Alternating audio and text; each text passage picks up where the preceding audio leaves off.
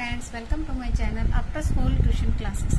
In this video I will explain you class 7 chapter 1 integer exercise 1.4 question number 3 and question number 4. Let's start the question number 3. Fill in the blanks. हमें blank को fill करना है according to rules जो हमें दिए हुए हैं. ये इसमें सब divide के दिए हुए हैं, तो हमें उनको देखकर क्वेश्चन को सॉल्व करना है. ठीक है, तो देखिए 369 divided by dash equal to 369. अब हमने प्रॉपर्टीज में पढ़ा था कि किसी भी नंबर को अगर हम 1 से डिवाइड करते हैं तो आंसर क्या आता है, सेम नंबर आता है. क्लियर? एनी नंबर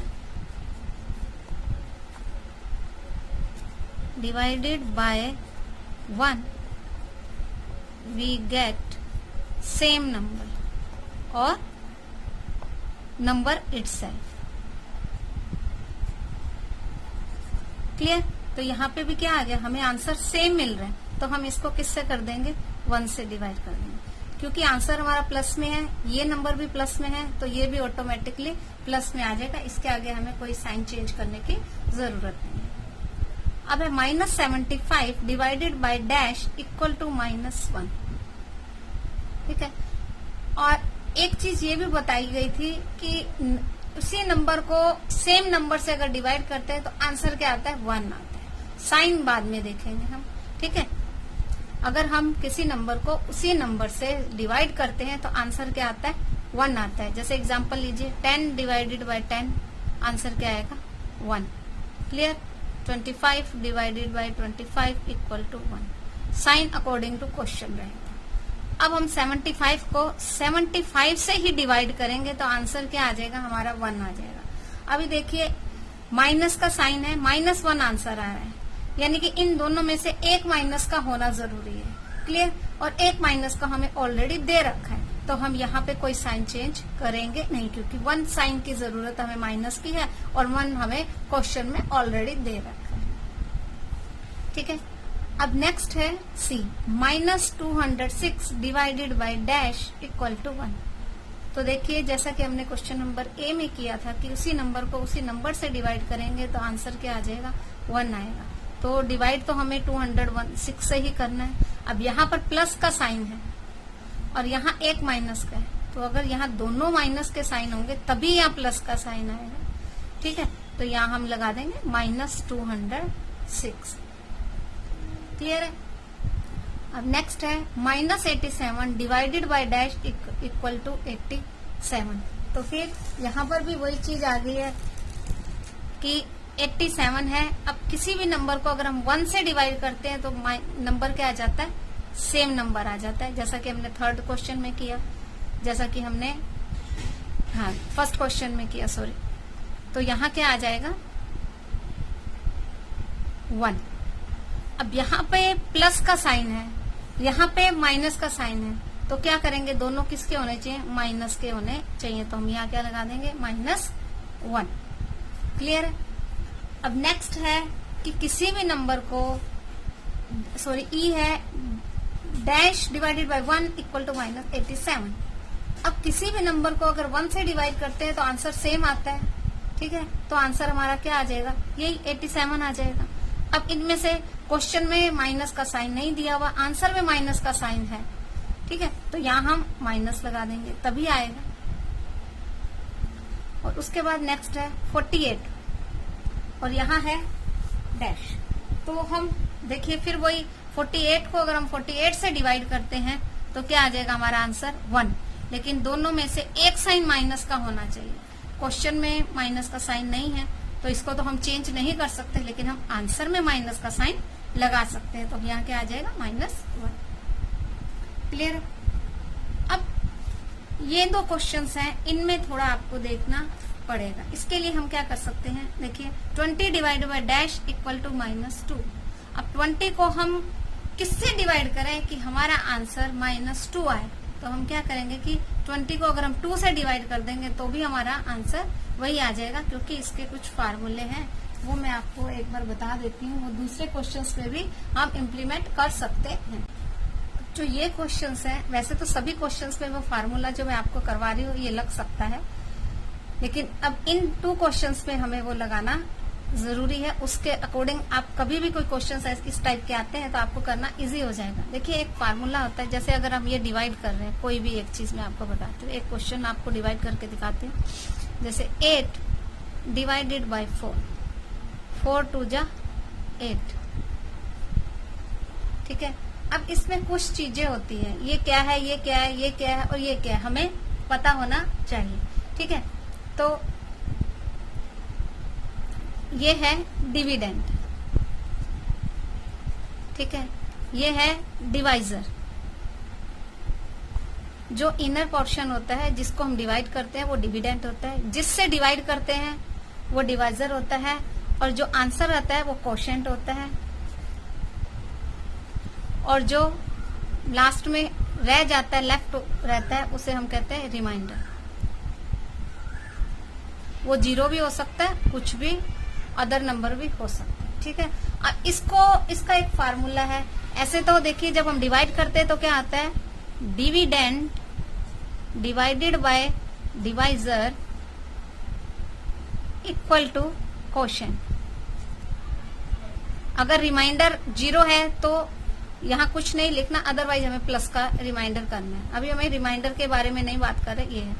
अब अगर हमें डिविडेंड कैलकुलेट करना हो तो क्या करेंगे, डिविडेंड इक्वल टू, अब उल्टा हो जाएगा, देखिए, डिवाइजर इनटू कोशेंट, ठीक है, डिवाइजर इनटू कोशेंट। और अगर डिवाइजर चाहिए होगा तो डिविडेंड बाय कोशेंट, डिविडेंड को कोशेंट से हम डिवाइड कर देंगे, ठीक है। ये 3 फार्मूले हमारे पास, 3-4 फार्मूले हैं। उसके अकॉर्डिंग ये सारे क्वेश्चन, ये वाले क्वेश्चन भी हम इसके अकॉर्डिंग कर सकते हैं, लेकिन ये हमने प्रॉपर्टी के हिसाब से कर लिए। लेकिन यहाँ पर हमें करने के लिए इन चीजों को देखना होगा। देखिए ये हमारा क्या है, डिविडेंड, ठीक है, ये है क्वेश्चन, मैं शॉर्ट में लिख देती हूँ। अब ये क्या है हमारा डिवाइजर। हमें फाइंड क्या करना है, डिवाइजर फाइंड करना है। ये देखिए डिवाइजर, डिवाइजर फाइंड करने के लिए क्या करना है, डिविडेंड को कोशेंट से डिवाइड करना है, ठीक है। डिविडेंड है हमारा, मैं यही कर देती हूँ, डिविडेंड है 20 और कोशेंट है -2, तो 2 10 जा 20, 10 आ गया। एक साइन माइनस का है, एक प्लस का है, तो यहाँ साइन किसका आ जाएगा, माइनस। हमारा आंसर क्या आएगा, -10, ठीक है। ये इन चीजों को याद में रखना बहुत जरूरी है, इनको आप kहीं पे लिख लीजिएगा ताकि जब भी आप इस तरह के क्वेश्चंस करें तो आपको इजी हो जाए। अब नेक्स्ट है, ये है डिविडेंड, ये है डिवाइजर, ये है क्वोशिएंट, ठीक है। अब हमें फाइंड क्या करना है, डिविडेंड। ये देखिए डिविडेंड फाइंड करना है तो क्या करेंगे, डिवाइजर और क्वोशिएंट को मल्टीप्लाई कर देंगे, यानी डिवाइजर और क्वोशिएंट को अगर हम मल्टीप्लाई कर देते हैं तो हमारा डिविडेंड आ जाएगा, ठीक है। तो इसके लिए हम क्या करेंगे, 4 मल्टीप्लाई बाय -3, ये हमारा डिविडेंड है, और multiply by divisor, sorry quotient, sorry, ये है डिवाइजर इनटू क्वोशिएंट, ठीक है। तो 4 3 जा 12, एक साइन माइनस का है तो यहाँ माइनस का साइन आ जाएगा, क्लियर है। तो अगर इसमें आपको कोई डाउट हो तो आप कमेंट बॉक्स सेक्शन में लिख सकते हैं, आपका डाउट क्लियर कर दिया जाएगा। देखिए नेक्स्ट क्वेश्चन नंबर 4 है, right 5 pair of integers a b such that a divided by b is -3. Our one pair is 6 divided by 2, 6 और 2, so 6 divided by 2 equal to -3. देखिए इस क्वेश्चन में क्या करना है कि हमें 5 पेयर इंटीजर्स के बनाने हैं, a और b। वो पेयर एक a होगा, b होगा, यानी कि जब हम a को b से डिवाइड करेंगे तो -3 आंसर आना चाहिए। तो जैसे कि एक एग्जांपल दिया हुआ है, a डिवाइडेड 6 और -2, यानी 6 को -2 से डिवाइड करेंगे तो आंसर क्या आ जाएगा -3। यानी इसका कहने का मतलब यह है कि इनमें से एक जो है इंटीजर वो माइनस का होना चाहिए, क्योंकि हमारा आंसर किस में आ रहा है, माइनस में आ रहा है। तो इसके लिए देखिए आप कोई भी टेबल लिखे हम या कोई भी क्वेश्चन लीजिए, देखिए 2 का हमें ऑलरेडी दे रखा है तो हम 3 का ले सकते हैं। 3 जा 9, तो क्या आ जाएगा 3 और 9। ठीक है, इसमें से एक हम माइनस ले लेंगे, एक प्लस कर लेंगे। 4 का ले लेंगे, 4 3 जा 12, एक 3 आ गया और एक 4 आ गया, तो 4 3 जा 12। इनमें से ये माइनस का ले लिया, किसी में इसको माइनस ले ले या इसको माइनस ले ले, उससे कोई मतलब नहीं है, लेकिन हमारा ए ग्रेटर होना चाहिए, ये ध्यान रखना है। ठीक है, अब फिर 5 से ले सकते हैं, 15 और 5 तो भी 3 आएगा। 18 और 6 तो भी -3 आएगा। 21 एंड 7 तो भी -3 आएगा। इसी तरह से आप सारे टेबल्स में उसको 3 तक का लेंगे तो आपका आंसर आ जाएगा। क्लियर? तो जैसे कि हम इसका सॉल्यूशन करके दिखा देती हूँ मैं आपको। फर्स्ट एक पेयर हमें दिया हुआ है 5 और बनाने, तो हम लेंगे -9 डिवाइडेड बाय 3 इक्वल टू -3। तो हमारे पेयर क्या हुए, हमें सिर्फ पेयर लिखने हैं, ये सब कैलकुलेट करने की कोई जरूरत नहीं है। करके दिखाएंगे तो वेल एंड गुड, बट अगर हमें पेयर पूछे तो हम पेयर ही लिख सकते हैं, साइड में आप इसको बता सकते हैं। तो पेयर क्या होंगे, -9 एंड 3, ये हमारा पेयर 1 हो गया। ठीक है, अब नेक्स्ट ले लेते हैं। आप इन्हीं को भी ले सकते हैं, एक्स्ट्रा भी ले सकते हैं। जैसे ये लिया मैंने -24 डिवाइडेड बाय 8, 8 3 जा 24, तो पेयर क्या आ गया, -24 एंड 8।